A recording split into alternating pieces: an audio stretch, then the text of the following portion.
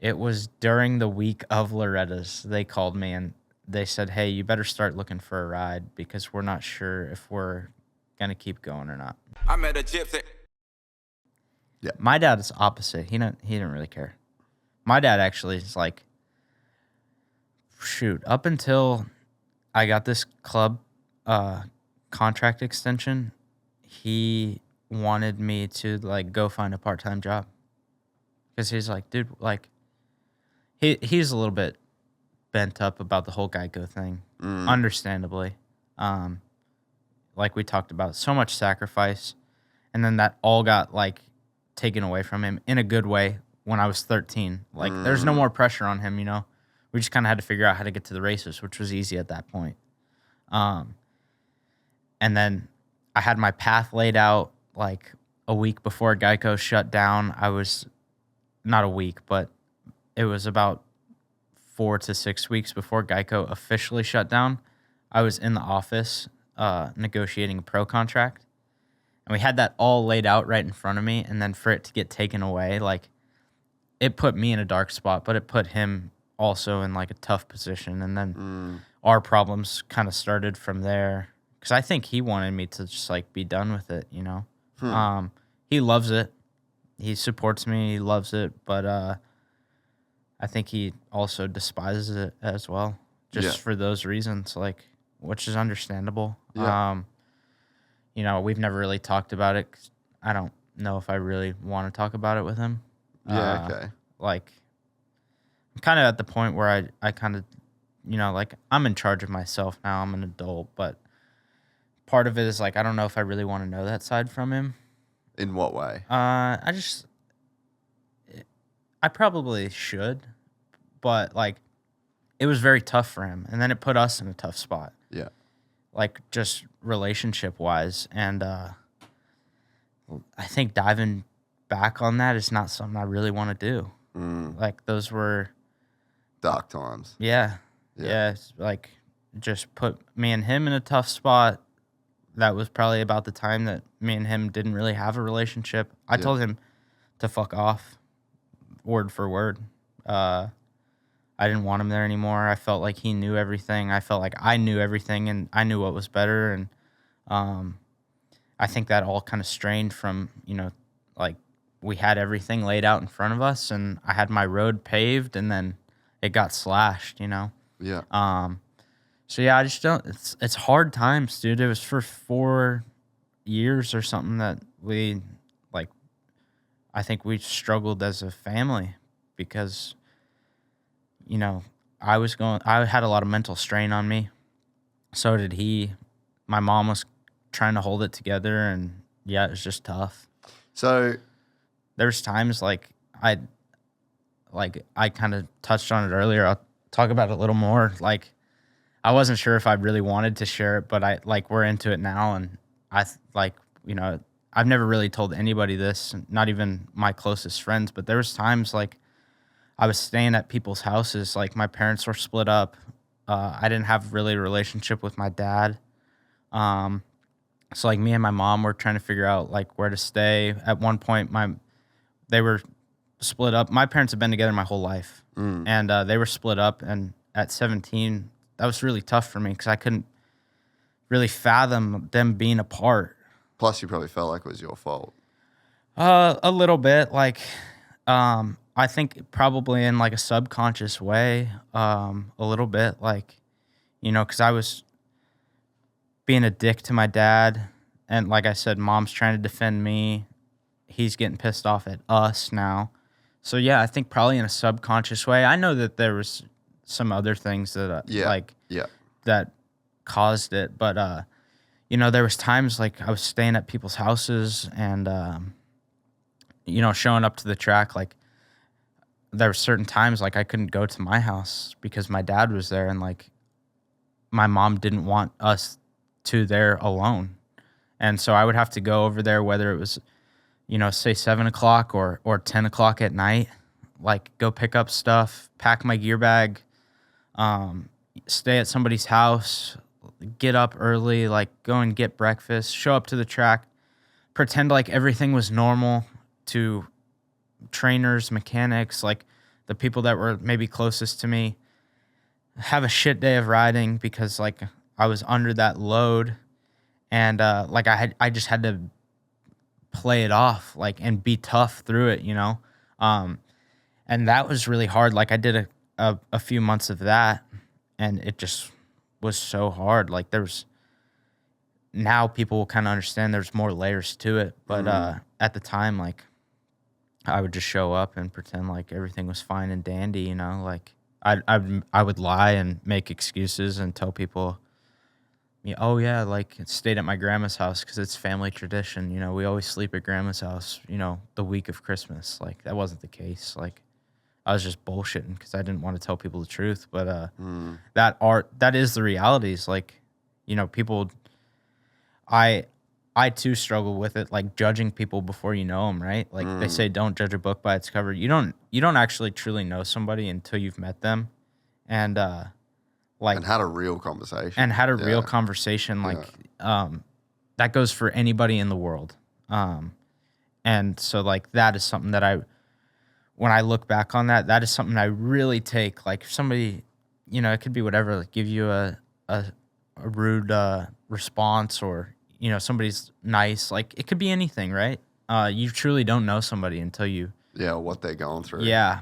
And so that was like a kind of a big learning lesson for me. Yeah. So you do the years on GEICO where it's going good. Yeah. And then so you signed a pro contract with them? Or it was in the process. It was in the process, yeah. So what did that contract look like? Couldn't tell you like exactly I would love to tell you how much money it was. I can't really remember, to be honest. It was actually only one meeting that we had. I was 15 at the time, I believe, maybe 16, and you know, kind of sat in a room like this. Ziggy was there, My Shack was there, and then some of the other higher ups at GEICO. And they sat me down, and I think the first question they asked me was, so do you want more money or more years? Like, you know, we can do one or the other, but I said, like, you know, give me a couple of years, like I can make the money. Yeah. My thing is like, you never know what's going to happen, right? So like I always played it safe. So I went with like 3 or 4 years of pro, and I still had like 2.5 or 3 years on my amateur contract. So I was looking at like 5 to 6 years of runway. Yeah. Which is why it was tough on the relationship of me and my dad. Like I went from out of a toy hauler to that, like, and then back to the toy hauler. Yeah. Like that's also what people don't understand is that next year I rode for a team, a Honda associated team. They screwed me completely. And they basically signed me to try to get my GEICO bike that I had that GEICO had given me so they could take it and see what was inside of it. And I didn't give it up. They fired me ultimately. I flew home from Charlotte, North Carolina, and I went to Jamie's shop. Like I said, Twisted Jamie is like my second dad. I grew up in the same complex as him. Oh, sick. I've known him since I was 4 or 5 years old. He's honestly such a good guy. Yeah, and so he had sorted out 2 bikes from Urive for me. Oh, yeah. That one was a practice bike and one was a race bike. And then I actually bought Aiden Kiefer's practice Honda. No way. That was going to be my practice bike. So he had pretty much roached that thing. And then it was my practice bike. And at the time, I don't even know if he was even in the B class because I was in the A class. So, yeah, that was, and I paid, you know, like we had people to help us out, but I paid my own money. You know, because I told my dad to fuck off, so he wasn't helping me no more. And I was basically figuring it out on my own. And Jamie had helped me basically sort out sponsors, relationships that I didn't have, and set me up like with a mechanic. And I did my own program. So I went from toy hauler to the highest level, guaranteed pretty much until it wasn't, and then back to the toy hauler in a matter of 2 years. Like, that'd be pretty hard for anybody to go through. Oh, yeah, dude, 100%.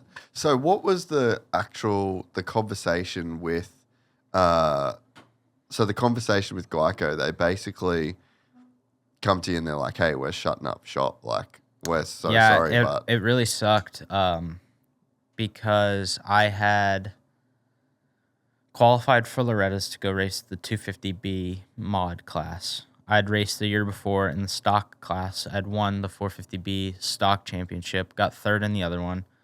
I was 15 when I did that. So, like, the youngest guy out there.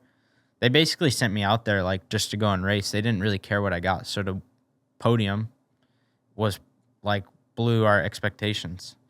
And then the next year, the bike wasn't as great compared to, like, the Star and the Pro Circuit. But it was, like, 2 weeks before Loretta's, they called me, and they're like, hey, because of COVID, we can only send the Sprinter van. And they said, we don't really care if you race or not. Like, it's up to you. And so my thought process was, I've been going to Loretta's for my whole life. I've struggled, like, not struggled, but it's hot there. Like, you know, like it's a big ask to go there. And so my thought process was, why don't we skip it and just hang out? Like, you know, it doesn't matter. Like, I'm in the process of doing a pro deal and we'll be good. And so I skipped Loretta's, and then it was during the week of Loretta's, they called me and they said, hey, you better start looking for a ride because we're not sure if we're going to keep going or not. And I'm literally watching, like, my moto on the track at Loretta's after I've skipped it and stayed home. And I'm watching it on my phone, and then I'm getting a call that I better go look for another ride. And how do you call somebody that's at the race that you've avoided and say, hey, got a ride for me? That doesn't work. So it's kind of like a double-edged sword for me. Like, looking back, I probably should have gone.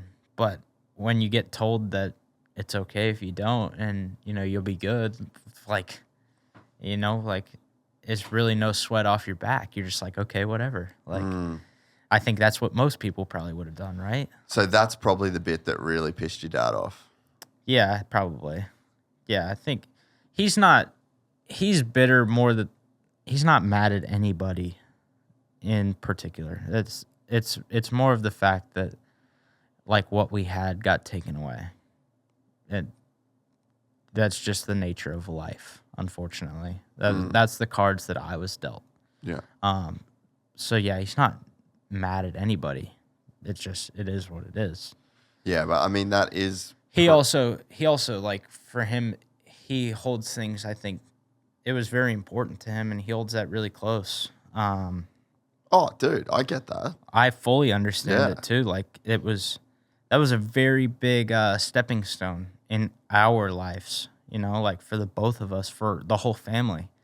And so for that to kind of get, like, snatched, I fully get it.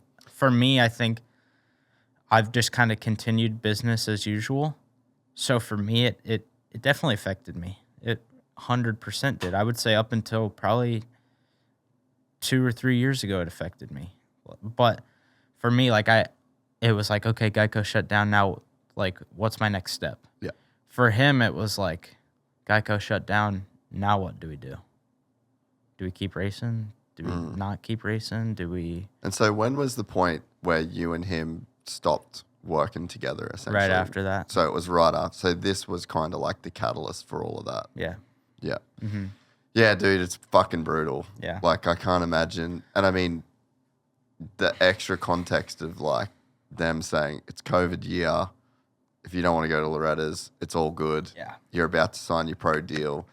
Like, hindsight's 2020. Probably should have gone and raced Loretta's. Probably. But you don't know what you don't know, right? That's been my new saying of the year. You don't know what you don't know. Yeah. And so your dad's invested so much money, Probably so $1 much million. time. Yeah, so much effort. And we did not have $1 million to give up. I can promise people that. Like, there are some people that do. We did not. Like, it's not all in 1 year, but it probably on average was $60,000 to $100,000 a year to go and race. Yeah. More, dude. Easily. Yeah, that's on average of Yeah. doing it the cheapest way possible. Like the cheapest. We have a collection of sprockets on the wall in our garage that have no teeth on them. It's just a round thing of metal, and there's 12 of them up there. So we ran things like to the ground. Yeah. Like, so yeah, cheapest. I had the guys I was racing against had fresh bikes every, month. I had the same bike all year, and we were changing parts pretty much when they failed. Like, we weren't keeping up on. He was keeping up on it as best as he could with the budget we had, but it was a loose program. You just finished watching a clip from the full 3-hour podcast. You're on our Clips channel. The full podcast live on the Gypsy Tales podcast channel. It's linked right here. Go over to that channel, give us a like, give us a subscribe, and make sure you never miss a full episode of the Gypsy Tales podcast. If you don't want to watch it on YouTube, you want to watch it on the go, you can also head to our iTunes or Spotify to get the full 3-hour podcast in audio format. I met a gypsy.